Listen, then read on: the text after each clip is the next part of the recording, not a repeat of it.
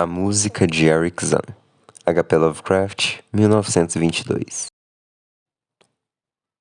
Examinei os mapas da cidade com maior cuidado, porém nunca mais consegui encontrar de novo a Rua Delsey. Não consultei apenas os mapas modernos, pois sei que os nomes das ruas mudam. Pelo contrário, mergulhei profundamente em toda a antiguidade do local, explorando em pessoa cada região, ou como quer que seja chamada, que tivesse relação com a rua que eu conhecia como Rua Delsey. No entanto, apesar dos meus esforços, permanece o fato humilhante de que não consegui encontrar a casa, a rua, ou mesmo a localidade onde, durante os últimos meses da minha vida miserável de estudante universitário de metafísica, ouvi a música de Eric Zahn. Não questiono o fato da minha memória ser falha, pois minha saúde, tanto física quanto mental, foi perturbada gravemente no período de residência na Rua Delsey. E me lembro de não ter levado nenhum dos meus poucos conhecidos lá. Mas não conseguir encontrar o lugar de novo é ao mesmo tempo singular e desconcertante, já que ficava a meia hora de caminhada da universidade e se distinguia por peculiaridades que dificilmente poderiam ser esquecidas por alguém que já esteve lá. Jamais conheci uma pessoa que tenha visto a Rua Delsey.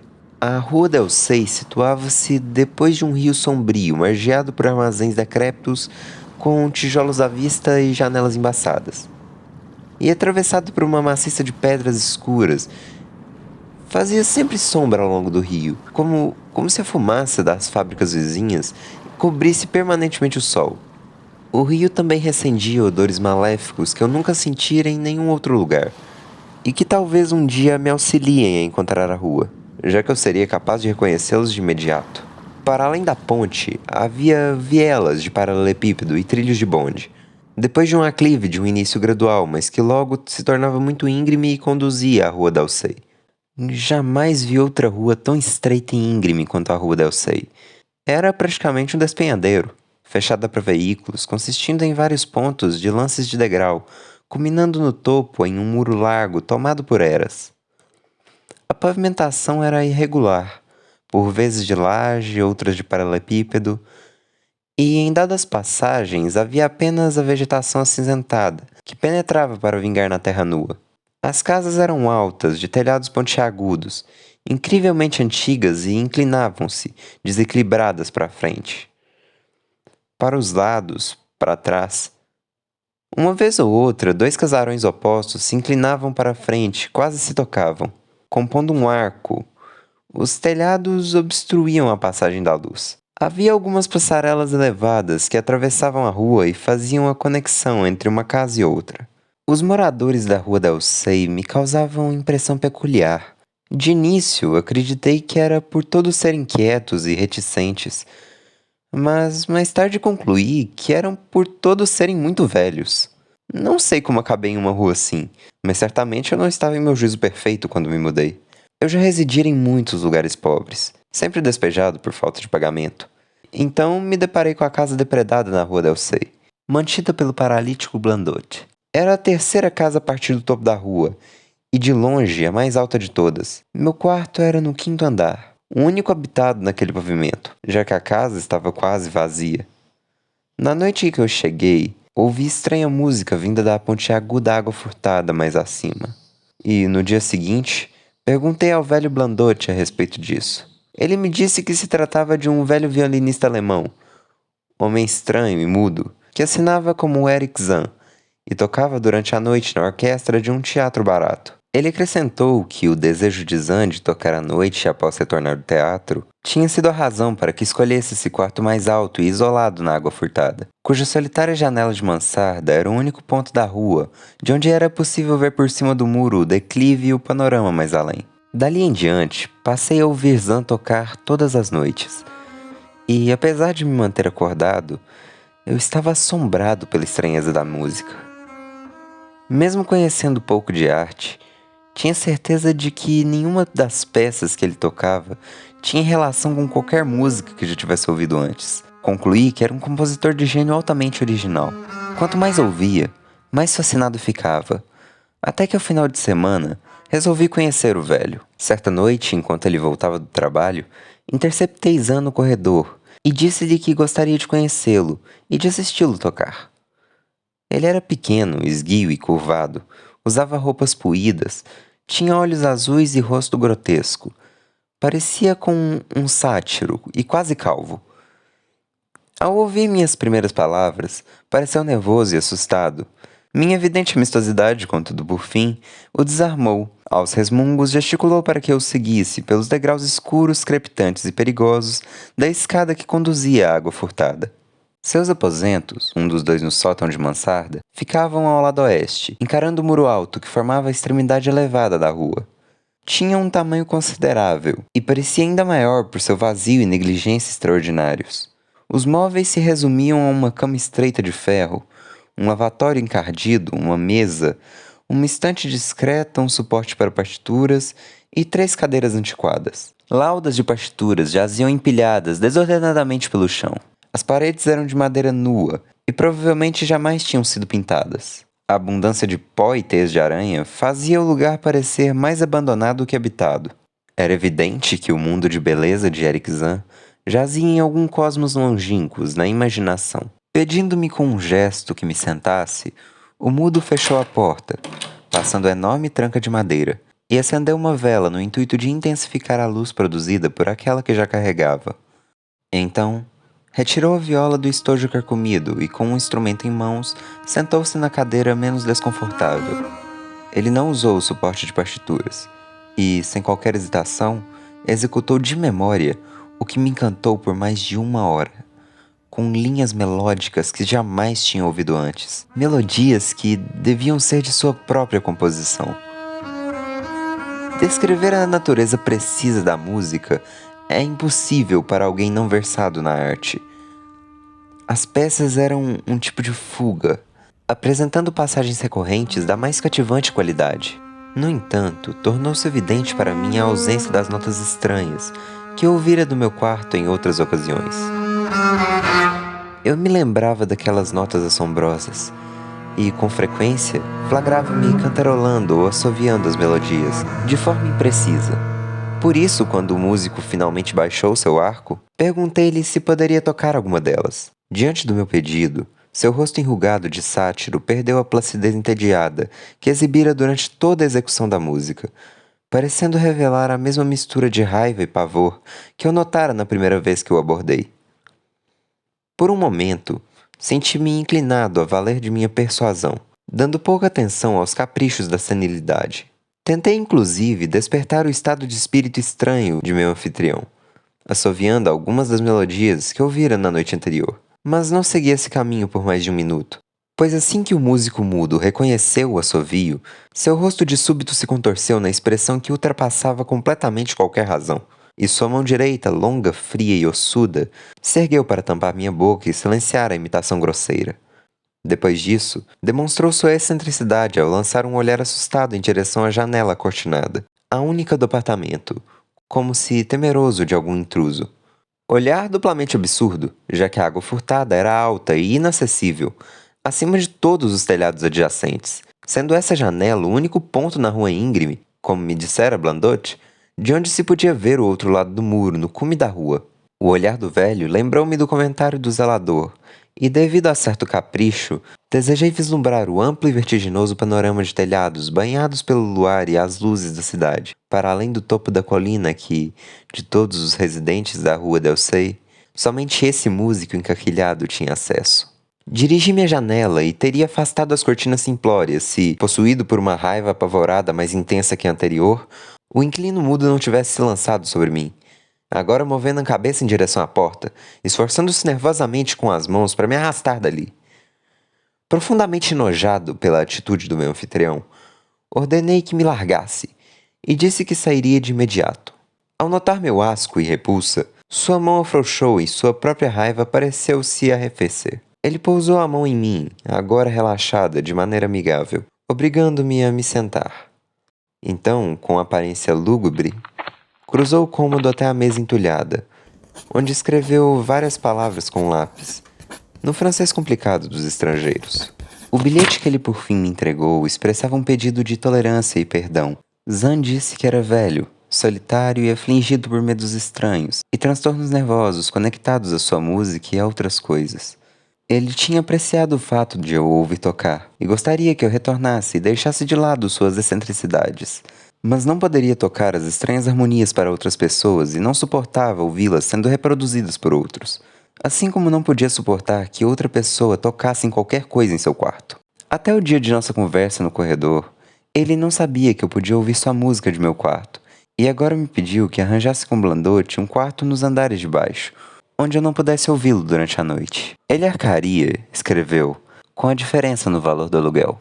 Sentei-me, decifrando o francês execrável, começando a me sentir mais tolerante a respeito do velho. Ele era vítima de sofrimento físico e nervoso, assim como eu, e meus estudos metafísicos haviam me ensinado a ser gentil. Em meio ao silêncio, pude ouvir um som leve na janela. A persiana devia ter oscilado ao vento noturno. E, por algum motivo, eu me agitei quase tão violentamente quanto Eric Zahn. Então, assim que terminei de ler o bilhete, apertei a mão de meu anfitrião e fui embora como amigo. No dia seguinte, Blandotte me deu um quarto mais caro, no terceiro andar, entre os apartamentos de um prestamista e de um estofador de móveis respeitável. Não havia ninguém no quarto andar.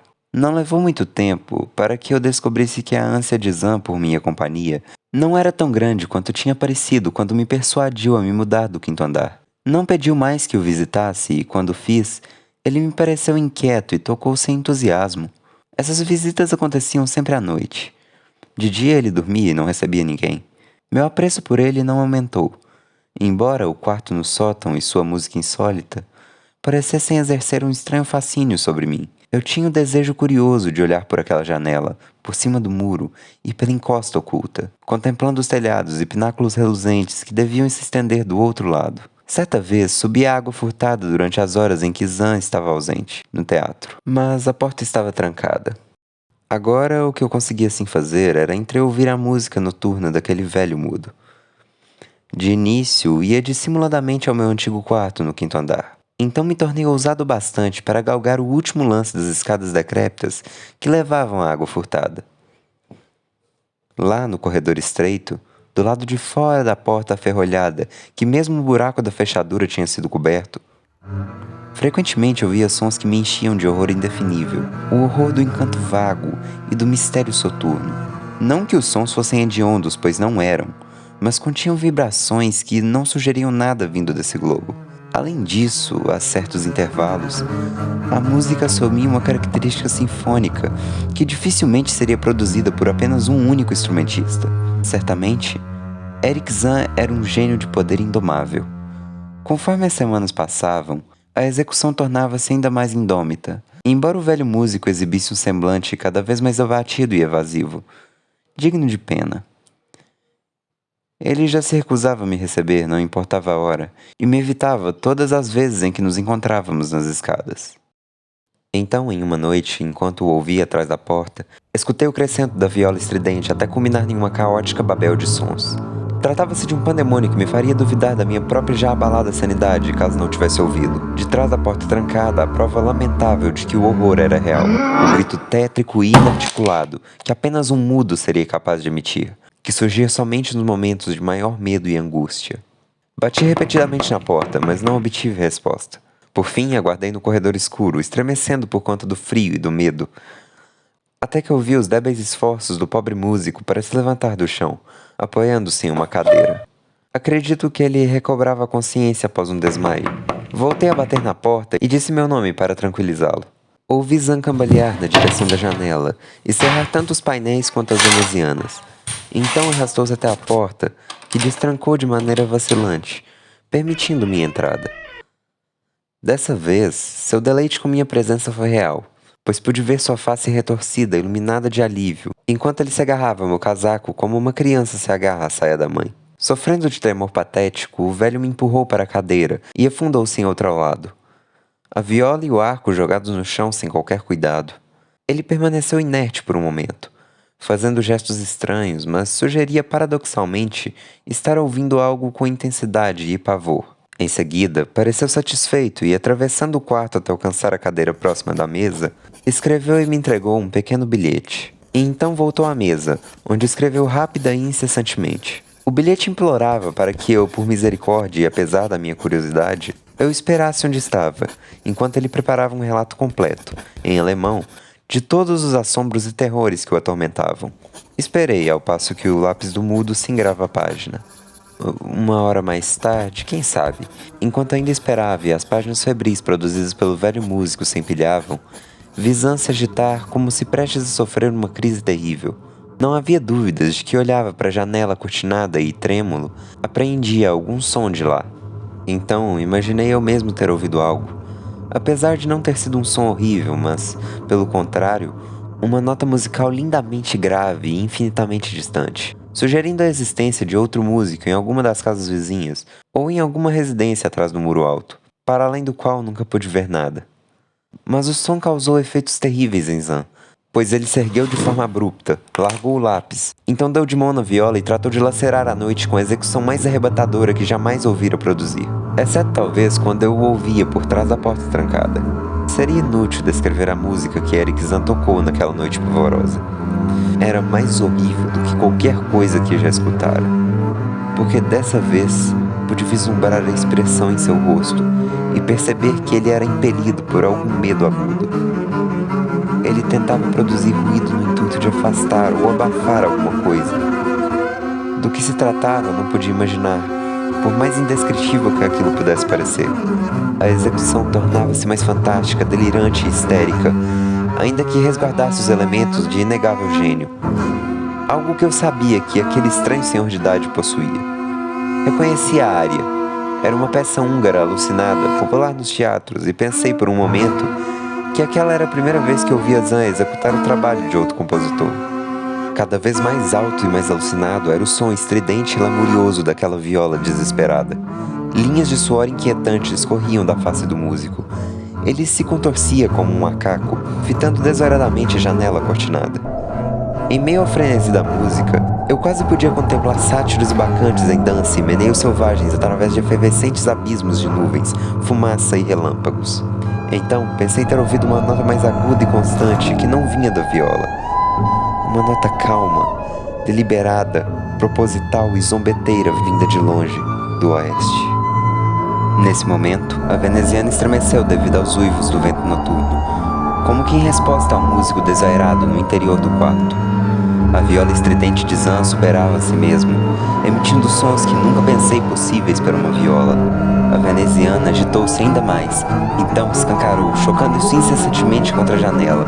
O vidro se estilhaçou devido aos impactos persistentes e o frio embocou no quarto, fazendo bruxelar as velas, soprando ao chão as folhas que jaziam na mesa, as laudas em que Zan escrevera seu horrível segredo. Olhei para o músico e notei que ele já havia ultrapassado qualquer estado de consciência racional.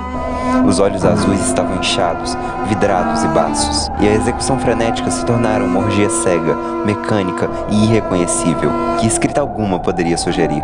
A repentina rajada de vento, mais intensa que as anteriores, engolfou o manuscrito e lançou-o em direção à janela. Segui as folhas esvoaçantes em desespero, mas já tinham se perdido quando cheguei à janela destruída. Foi então que lembrei de meu antigo desejo de olhar pela janela. A única janela da rua Delsey por onde podia se contemplar a encosta para além do muro e a cidade que se estendia abaixo. Estava muito escuro, mas as luzes da cidade estão sempre acesas e eu esperava vê-las em meio à chuva e ao vento. Ainda assim, quando olhei por aquela que era a mais alta de todas as janelas de mansarda, enquanto as velas oscilavam e a viola uivava em unissono com o vento noturno, não vi cidade se estendendo abaixo de mim, ou luz amistosa fulgurando por ruas familiares. Vi tão somente o sombrio do espaço ilimitado, o espaço inimaginável que ganhava vida em meio ao movimento e à música.